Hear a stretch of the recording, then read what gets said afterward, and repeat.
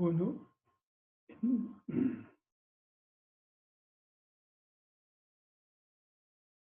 veremos un tema que se denomina relevamiento planimétrico de parcelas dentro de lo que es la topografía que nosotros vamos a estudiar.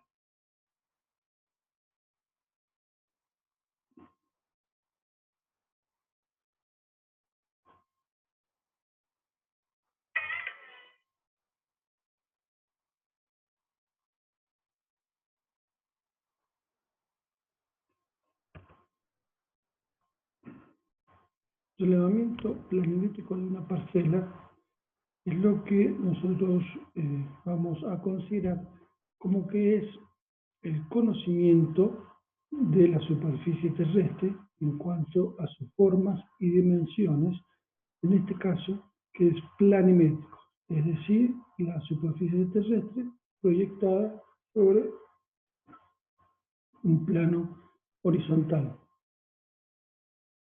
La topografía tenía tres partes fundamentales en su labor, que era el relevamiento, el gabinete y el replanteo.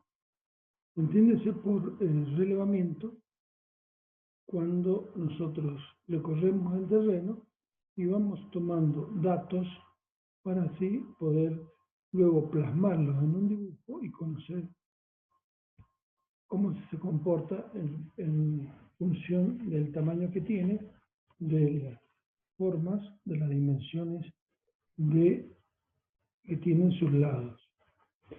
Luego consideraremos una segunda parte de la topografía, que es lo que nosotros llamamos gabinete, que es donde realizaremos los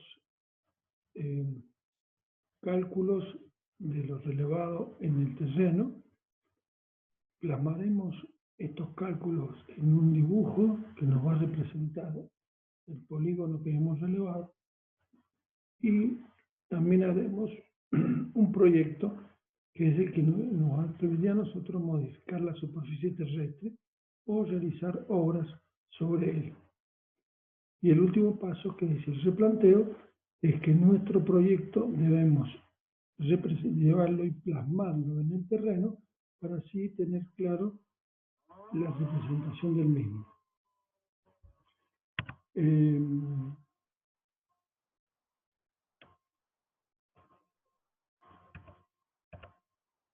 Cuando nosotros hablamos de parcelas, estamos hablando habitualmente de polígonos cerrados, en los cuales identificaremos como primer paso los vértices que definen este polígono. Por ende quedarán definidos los lados, que sería la unión de dos vértices consecutivos,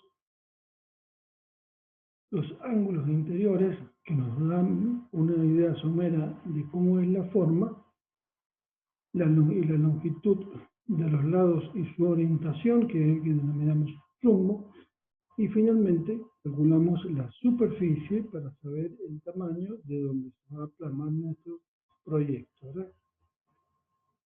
Las poligonales que estábamos hablando recién pueden ser abiertas o cerradas.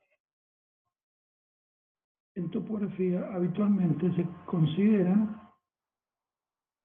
poligonales cerradas porque nos permite realizar controles paso a paso y ver si el resultado final de nuestro relevamiento condice realmente con la realidad. Entonces, cuando yo en el terreno he definido los vértices, en el ejemplo este que vamos a ver, tenemos los 4 vértices en el ejemplo que les estoy mostrando, y los lados serán el 1, 2, 2, 3, 3, 4 y 4, 1. Como dijimos recién, conoceremos su medida, es decir, la longitud del lado 1, 2, su orientación, que nosotros lo denominamos rumbo, y veremos en qué cuadrante está, considerando que es un valor angular y que nosotros lo ubicaremos en el norte o el sur y en el este o el oeste. Otro elemento importante para conocer son los ángulos interiores que nos van a dar una idea de qué forma tiene el terreno. Y por cálculo llegaremos a obtener la superficie donde nos va a dar la magnitud de terreno donde nosotros plasmaremos nuestro proyecto.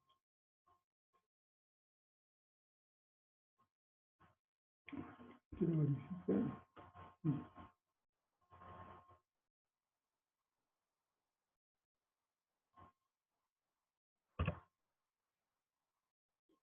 Haremos un relevamiento con cinta en el caso de una poligonal que nos permita recorrerla. Entonces, vamos a ver distintas formas de cómo hacemos el relevamiento a campo. Lo haremos con cinta, estamos diciendo, y los elementos auxiliares de la misma, que pueden ser un juego de fichas para materializar los vértices, y también si la longitud de los lados es mayor que la cinta que tenemos, usaremos también los jalones para identificar puntos en el terreno y por supuesto una libreta de campaña. Una vez identificados los vértices de la parcela, procederemos con la cinta a medir la longitud de los mismos. En este método nosotros mediremos la longitud de los lados y una diagonal o dos diagonales si vemos que el polígono es irregular.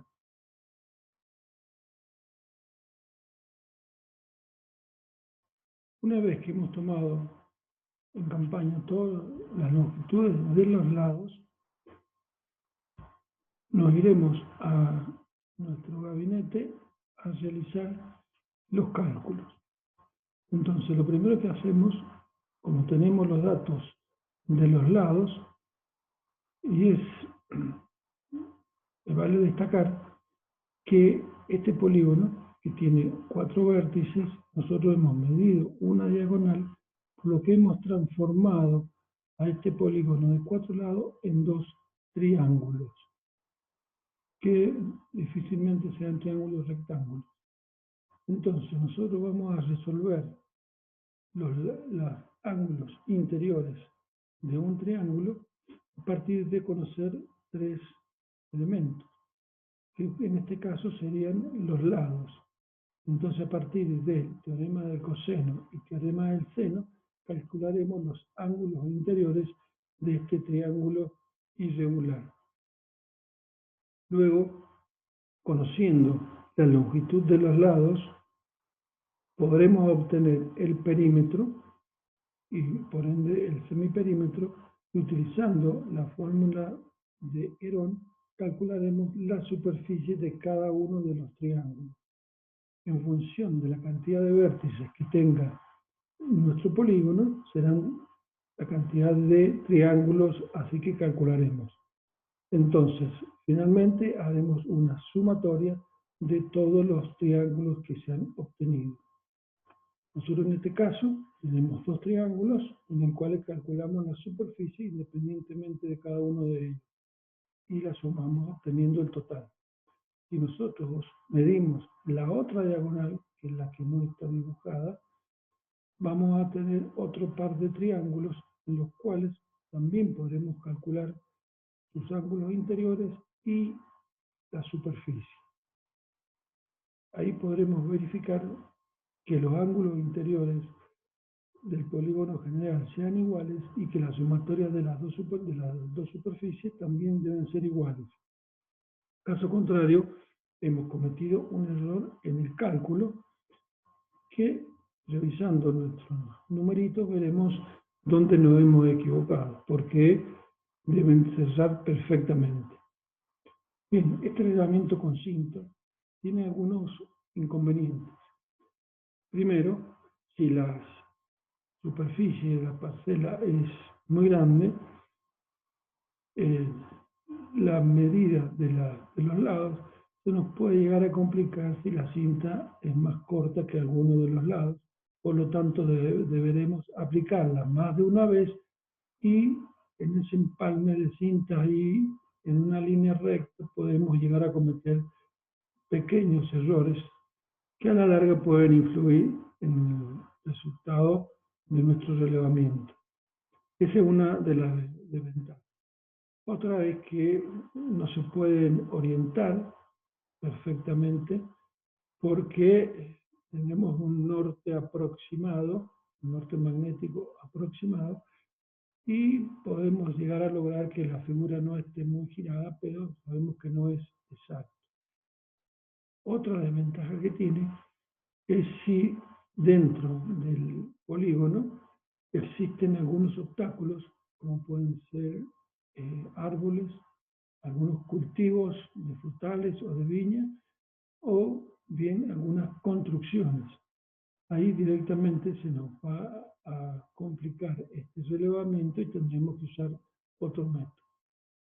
Bien, en terrenos de pocas superficie y lados bastante accesibles y cortos, es un relevamiento muy práctico, muy expeditivo y lo logramos en muy poco tiempo y con un instrumental muy básico que serían la cinta y jalones y fichas. También pueden usarse estacas de madera o de hierro para marcar en el terreno los vértices que nos interesen. En definitiva, el relevamiento tiene sus ventajas cuando el terreno es chico, sería la conclusión. Bien, otro método de relevamiento de polígonos es determinando, como en el caso anterior, los vértices del polígono y los lados también quedarían definidos, determinando ya por lo menos su forma. En el terreno tenemos la posibilidad de marcar dos ejes cartesianos ortogonales, que habitualmente nosotros llamamos X y Y,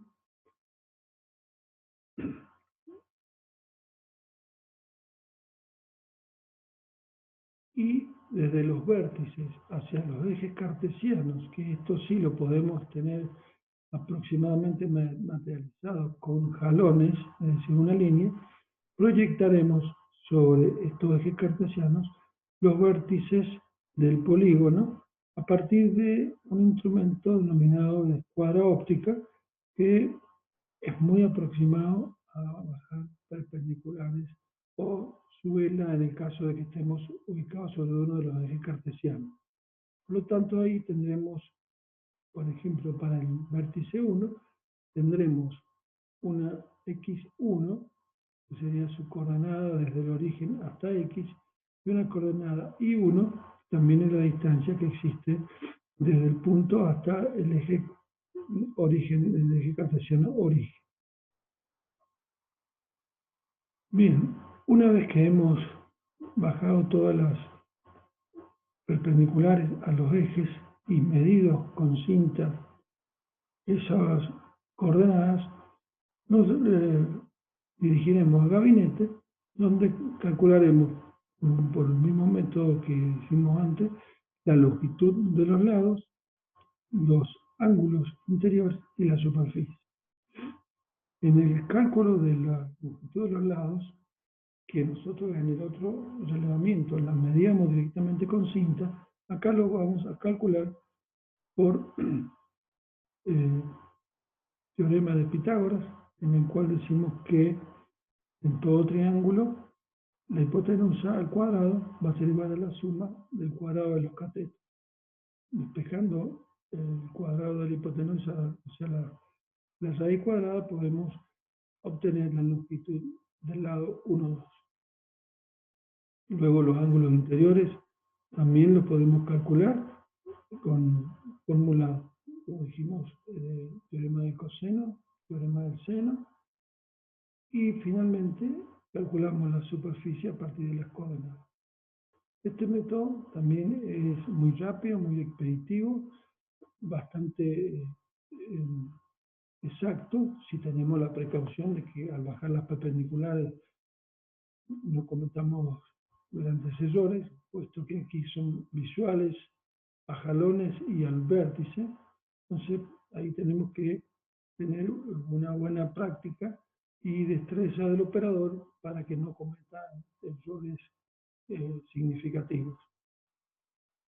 Y al igual que el otro método, algunas desventajas son la superficie, si son muy grandes, cuesta bajar las perpendiculares o no tenemos visual. Y los obstáculos que como comentamos recién. Bien, nosotros el relevamiento que queremos hacer de nuestra poligonal lo vamos a hacer desde el punto de vista topográfico con instrumentos ópticos, que sería en este caso un teodolito o una estación total. El teodolito y la estación total tienen características muy parecidas en cuanto constructivamente son, y las estaciones totales traen colectora de datos, traen muchas veces mejor anteojo astronómico y tienen adosado lo que llamamos un distanciómetro, es decir, desde la estación, bisectando los vértices, podemos determinar la distancia que existe directamente sin tener que aplicar una cinta para conocer esa longitud. Por lo tanto, nos va a dar una mayor precisión en el relevamiento. Por ende, traducido en el cálculo, estaremos más próximos a la realidad del terreno. Bueno, como hicimos en todo polígono, los vértices, definimos los lados y luego tendremos que conocer previamente el terreno para ver en qué posiciones nos vamos a colocar nuestro teodolito para que tengamos visual a los vértices que queremos relevar. A este punto nosotros le vamos a determinar estación. Recuerden que el teodolito, para que esté en condiciones de medir, debe estar estacionado, es decir, haber cumplido con la premisa de centración y nivelación, que son los dos pasos en ese orden que se deben cumplir para que nuestro aparato esté en condiciones de empezar a hacer lecturas. Bien, una vez que está el teodolito ubicado en la estación 1,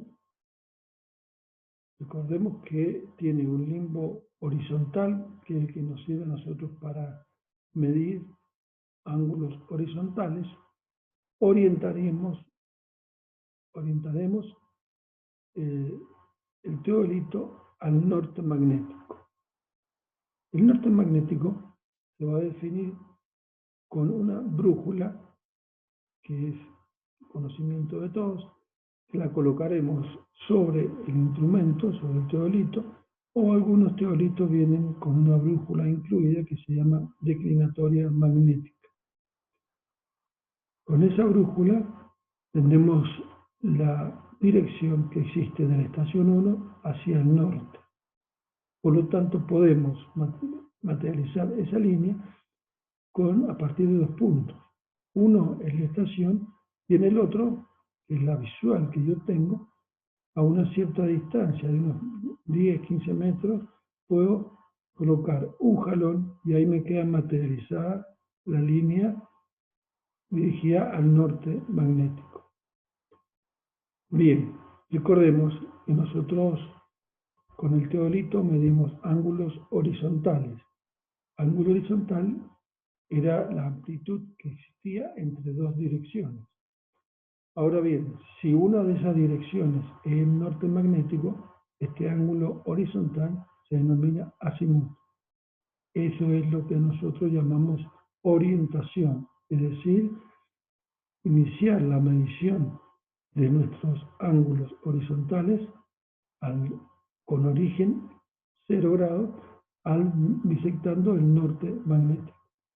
Y de ahí nos iremos desplazando en sentido horario, iremos, lo que se llama en topografía, barriendo los ángulos hasta que bisectemos algunos de los vértices. De ahí entonces ese valor angular le vamos a llamar azimut de esa línea. Bien. En este paso, que hemos bisectado uno de los vértices, decimos que tenemos su azimut. Y depende si trabajamos con teodolito o estación total, podemos medir con cinta, con teodolito y con el distanciómetro, con la estación total, la distancia que existe de la estación al punto.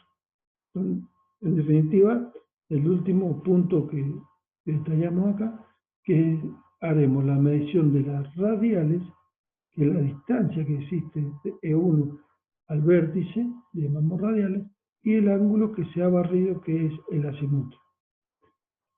En definitiva, vemos en el gráfico, por ejemplo, que al bisectar el vértice 1, yo tengo una línea verde en la imagen que me está dando la dirección y la longitud de esa distancia, que le llamamos radial.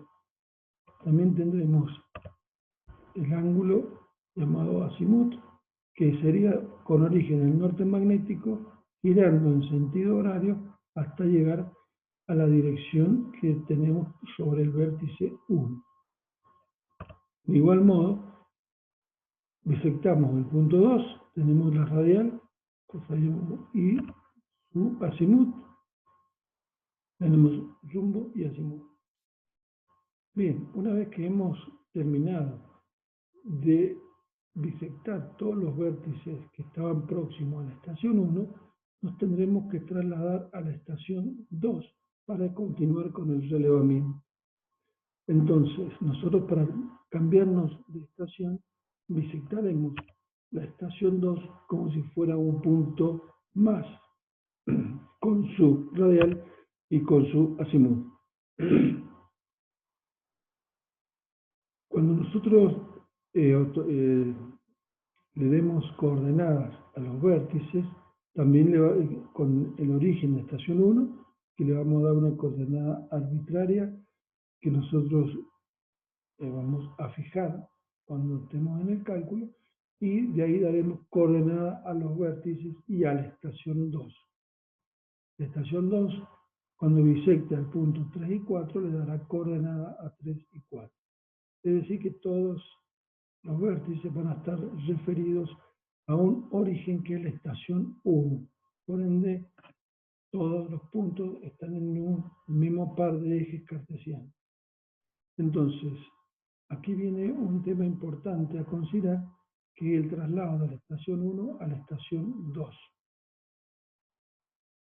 Como es el teodolito el que me hace las mediciones, lo debo trasladar a la estación 2, colocarlo nuevamente en la estación de nivelación, y de ahí empezar a hacer las mediciones.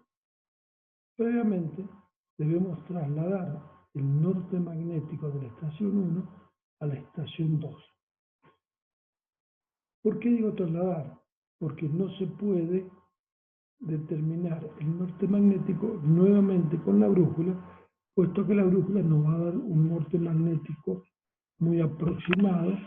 Entonces yo lo determino una sola vez para el posible error que yo haya cometido en la orientación del polígono, lo traslade a la estación 2, y no que cometa otro error nuevo que puede resultar mal para nuestros cálculos. ¿Cómo voy a hacer? Yo digo que de la estación 1 voy a visitar la estación 2 con su radial y su azimut, y luego para proseguir de la estación 2, yo voy a medir de la estación 2, voy a bisectar la 1, en el cual voy a medir la radial nuevamente, que me va a servir de control, puesto que la mido de E1 a E2 y de E2 a E1, y me tiene que dar el mismo valor, puesto que las estaciones están materializadas con estacas que no se han movido durante nuestro traslado. Y luego el azimut que yo tengo de E1 a E2, como me he girado 180 grados, le sumo 180 grados y obtengo lo que habitualmente llamamos contra azimut, provocándolo en el teodolito contra azimut estoy logrando que el norte magnético se traslade paralelo al primero que yo había determinado. Es decir, de la cantidad de estaciones que yo haga, siempre voy a ir trasladando el norte magnético, el primero que determiné, en función de los contraazimutes. Bueno, luego de la estación 2, ya tengo mi contraazimut, determiné el norte magnético, entonces ese es el contraazimut, ¿ah? Y el azimut más 180. Luego tengo la distancia al vértice 3, su azimut, al 4 y su azimut. Bien, entonces, en este caso que solamente tengo 2 estaciones, tengo 4 puntos, 2 los he levantado en la estación 1 y los otros 2 de la estación 2. Ya tengo relevado todos los vértices en mi polígono, verifico en mi planilla que estén todos los datos tomados y he terminado el trabajo de campaña. Vamos a ver cómo queda mi planilla una vez terminado el relevamiento. Entonces, voy a tener una planilla en la cual consta de columnas en las cuales irá en cada una un dato correspondiente. Lo primero que yo voy a fijar es la estación. En la primera columna. En la segunda estoy poniendo PB, que quiere decir punto visado, punto que estoy viendo, punto que veo. Luego el azimut y la radial en la última columna. Nos dijimos que de cada vértice levantábamos radial y azimut, como se vio en el gráfico anterior. Luego voy a poner en la primera columna desde qué estación estoy haciendo las visuales. ¿A dónde veo primero? En la estación 1 dijimos el norte magnético, con un azimut de 0 grados, 0 minutos, 0 segundos, que es el origen de medición. Radial no existe porque es la distancia. Luego tenemos al vértice 1 con un azimut y su distancia. Vértice 2, azimut y distancia. De la estación 1 ya levantamos los 2 puntos que veíamos, entonces nos tenemos que trasladar. ¿Y cómo dijimos que hacíamos? Proyectábamos la estación 2 como si fuera un punto más, ¿verdad? Entonces el punto que yo estoy viendo es la estación 2, con su azimut y con su distancia o radial. Ahí he terminado de tomar todos los datos de la estación 1. Y si yo ya he leído como punto final la estación 2, es donde tengo que dirigirme con mi teodolito. Entonces estoy en la estación 2, bisecto la estación 1 con un contraazimut calculado. La distancia la mido nuevamente para constatar que está bien medida en la primera vez que lo hice. Y luego prosigo, una vez que tengo el contraazimut y la distancia verificada, prosigo con el resto de los vértices, que serían el 3, con su azimut y su distancia, y con el 4 sucede lo mismo. Bien, una vez llenada mi campaña, mi libreta de campaña, mi planilla, me dirijo a gabinete a hacer los cálculos correspondientes. Bueno, ahora el tema siguiente es transformación de coordenadas, que lo vamos a ver en la otra sesión porque el tiempo se me está agotando.